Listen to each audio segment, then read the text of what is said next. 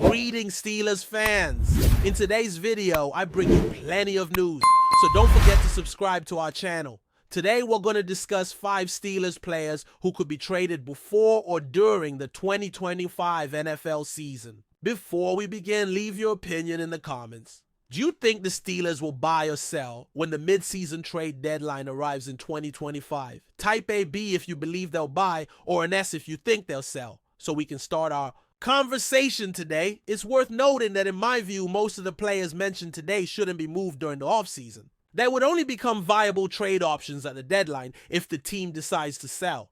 Keep that in mind as we move through the different parts of our discussion. However, there is one player I can imagine the Steelers trading before the season starts, even though I personally don't think it's a good idea. I'd be very disappointed if it happened, because I like to see him stay for another year, giving us a chance to evaluate his performance alongside a new teammate and follow his development, both on and off the field. I don't want him to be traded. And I want to make that clear because whenever I raise the possibility of a deal involving this player, I get an avalanche of comments asking, why do you want him traded? The truth is, I don't. I'm merely recognizing that the team has explored trade options, especially if contract negotiations begin to get complicated, which could lead to awkward situations very quickly. When we examine this player's profile, there was one report suggesting a tense relationship between him and the organization, although other reports indicate he gets along well with the coach,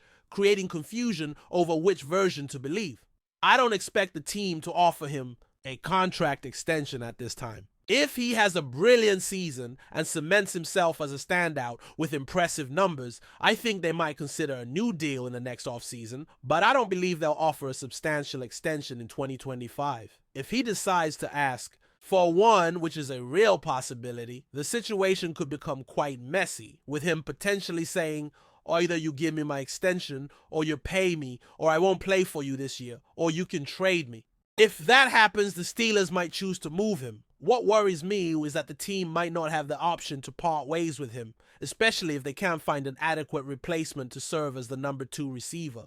Last year showed the consequences of having a quality number 1 receiver without a reliable number 2 to share the coverage. If this player were to leave the team, even though I admire another athlete and see potential in a third receiver, uncertainty would remain. We saw how that situation unfolded last year and the unfavorable results that came from having only one legitimate option at the position. Therefore, if the team finds itself in the position of having to trade this player, I believe it's crucial they receive another receiver in return. They need to secure the best possible draft compensation while also adding a receiver to strengthen the overall receiving core. Various destinations and replacements for George Pickens have been floated. The New York Giants appear as an alternative since Darius Slayton caught the team's attention during last year's trade discussions. He's known for being a significant deep threat. Another option could be Jalen Tolbert of the Dallas Cowboys, with whom the Steelers spoke about George Pickens during the draft.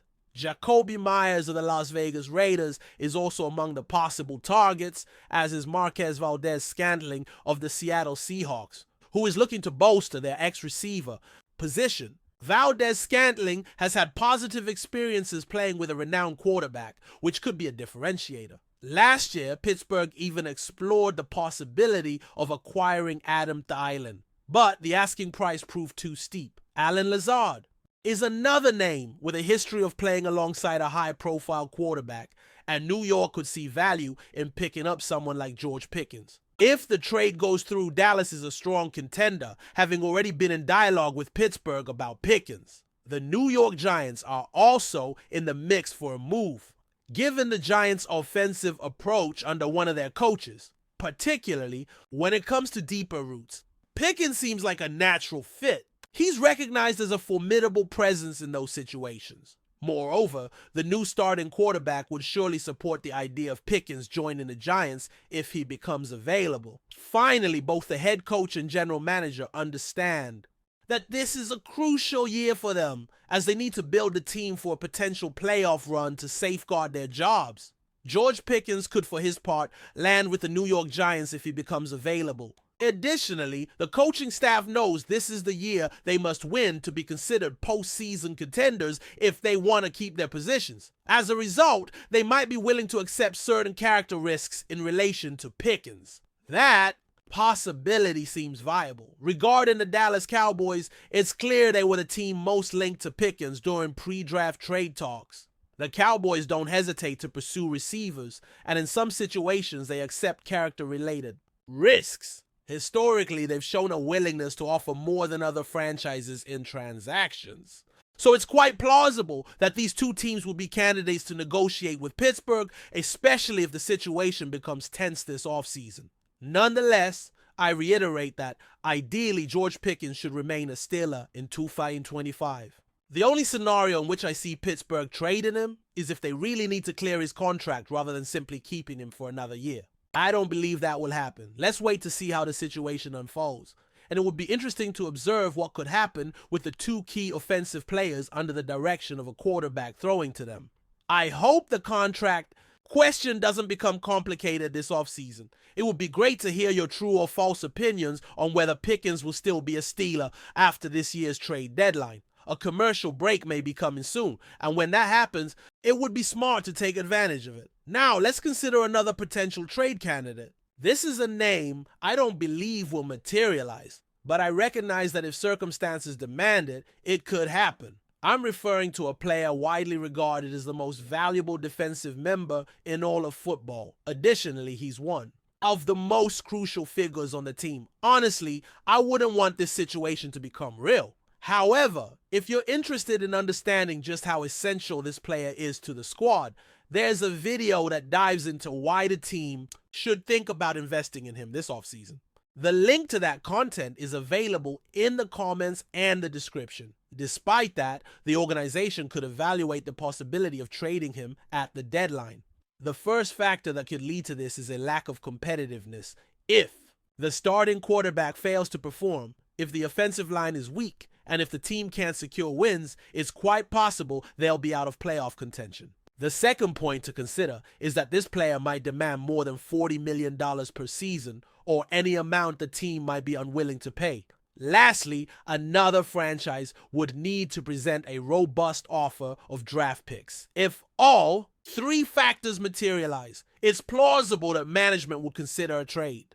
However, my expectation is that the team will remain competitive. I believe they'll be in a good position to add new players at the NFL trade deadline.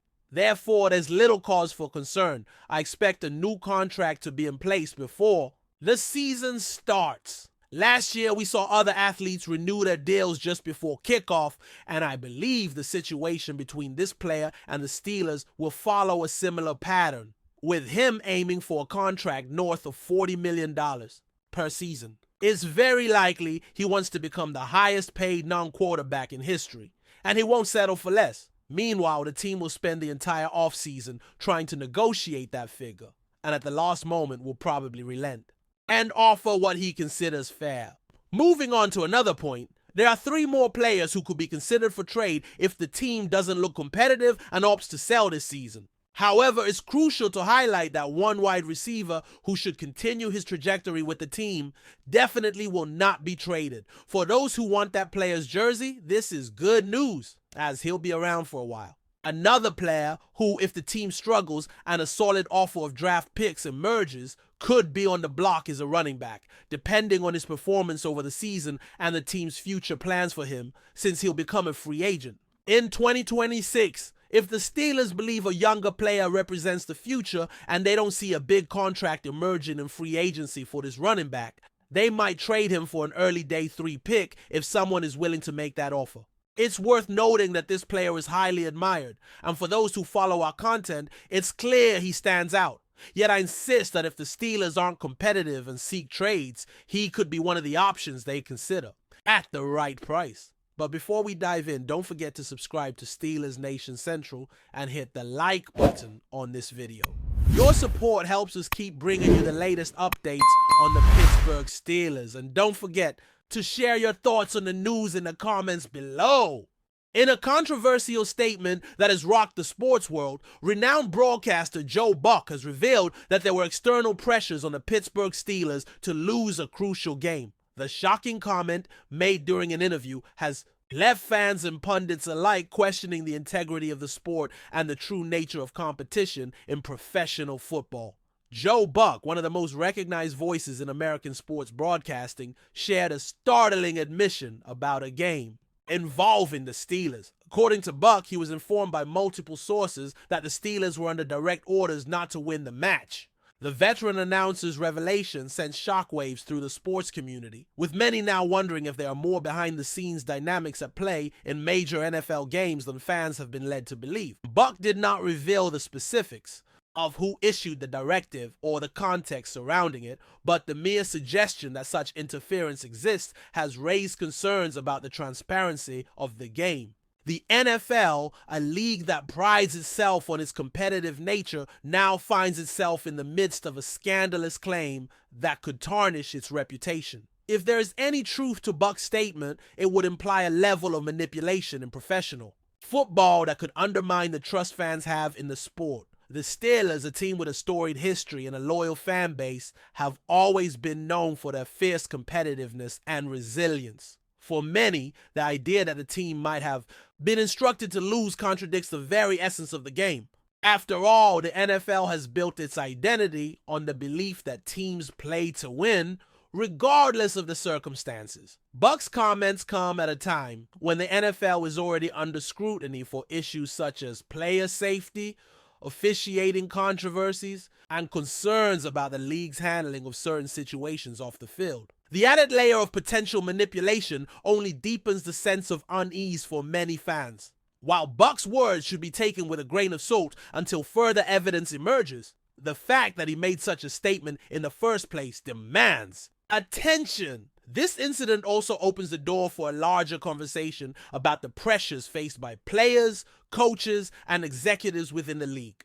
Is there a possibility that games are being influenced by outside forces? Are the interests of broadcasters, sponsors, or other stakeholders ever in conflict with the pure competition of the sport?